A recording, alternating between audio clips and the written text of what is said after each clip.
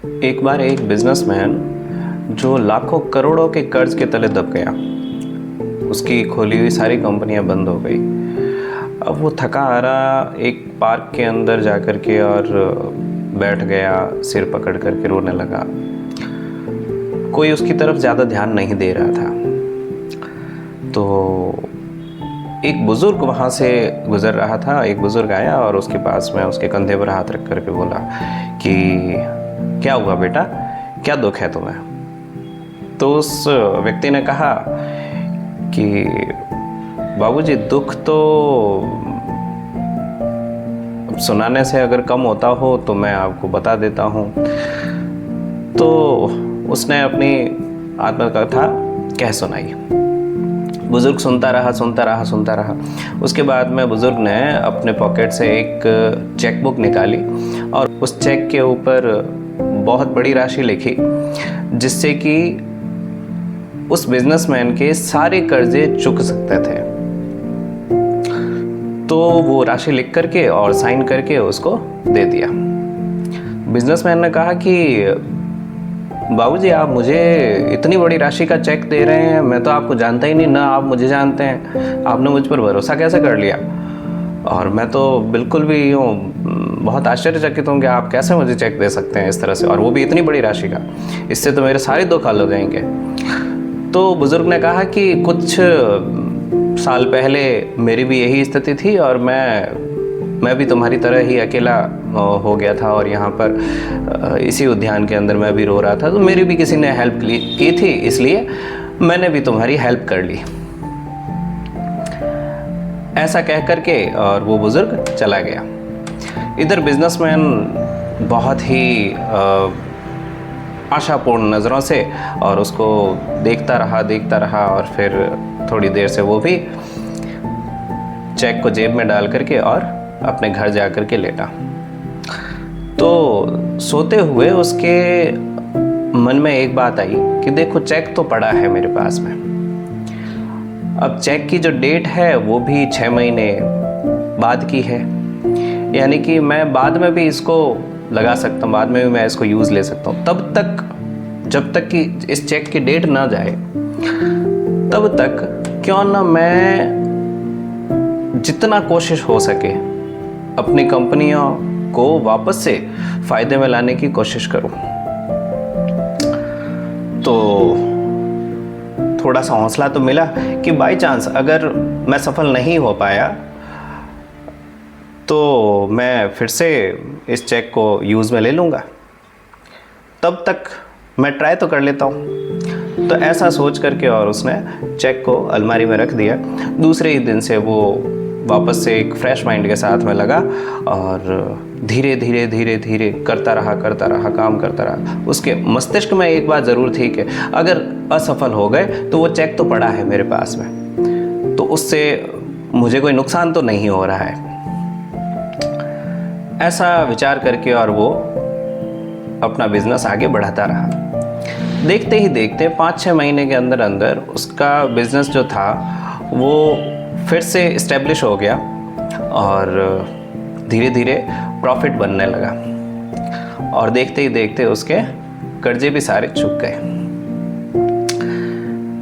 एक दिन उसके मन में आया कि क्यों ना वो चेक वापस एक बार देख लूँ मैं। तो उसने अलमारी खोली और वो चेक देखा, तो उसने चेक निकाला और वह उसी उद्यान में, उसी पार्क में वापस से गया, इस आशा में कि कहीं वो बुजुर्ग उनको मिल जाए। लेकिन वो बुजुर्ग वापस उसको नहीं मिले। तो थोड़ी देर तो टहलता रहा और फिर उसने सोचा कि मैं पूछ लेता हूँ, अभी 5-6-7 महीने पहले की ही तो बात है। तो आसपास पूछा तो पता चला कि उस बुजुर्ग का तो देहांत हो गया है और उसका जो मकान है, उसका जो घर है, वो उसी पार्क के पीछे की तरफ पड़ता है। तो इस व्यक्ति ने तय किया कि मैं उसके घर जा कर के उसके बच्चों को और उसके परिवार को बहुत बहुत धन्यवाद दूंगा।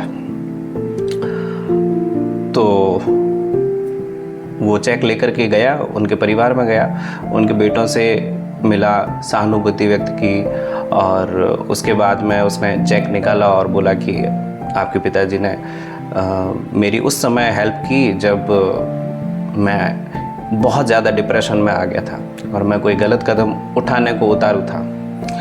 तो उस समय आपके पिताजी ने मेरी हेल्प की। तो मेरी कंपनी बहुत अच्छे प्रॉफिट में चल रही है, मेरे सारे कर्जे भी चुक गए, तो मैं चाहता हूँ कि ये चेक आप रिटर्न ले लीजिए। ऐसा करके उसने चेक उनके बेटे को थमा दिया। बेटे ने जब चेक देखा तो आगे पीछे इस तरह से अच्छे से वो देखने लगा। चेक को अच्छे से देखने के बाद में उस बेटे के चेहरे पर एक हल्की सी मुस्कान आई और उसके बाद में उसने बहुत ही आश्चर्यचकित होकर के और उस बिजनेसमैन की तरफ देखा। तो बिजनेसमैन भी समझ नहीं पाया कि आखिर क्या पूछना चाह रहे हैं, आखिर क्या जानना चाह रहे हैं ये। तो बेटे को थोड़ी सी हंसी भी आई। आखिरकार बिजनेसमैन ने पूछ लिया कि क्या कारण है, आप ये चेक को देख करके इतना हंस क्यों रहे हैं, इतना मुझे ऐसे क्यों घूर रहे हैं। तो उस बुजुर्ग के बेटे ने जो कहा वो इस पूरी कहानी का सार बदल करके रख देगा।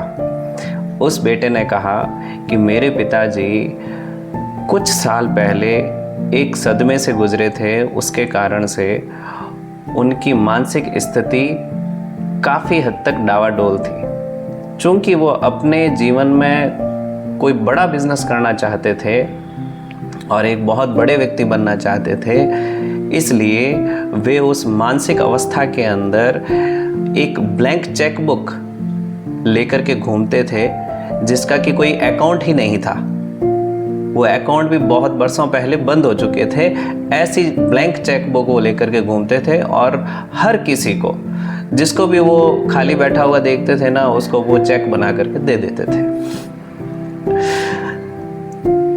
तो बिजनेसमैन के पैरों तले जमीन सरक गई।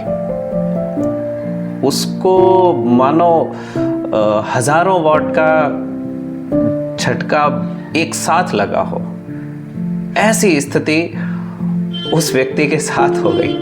उसको महसूस हुआ कि जिस चेक के भरोसे वो इतने उत्साह में था और उस चेक के भरोसे वो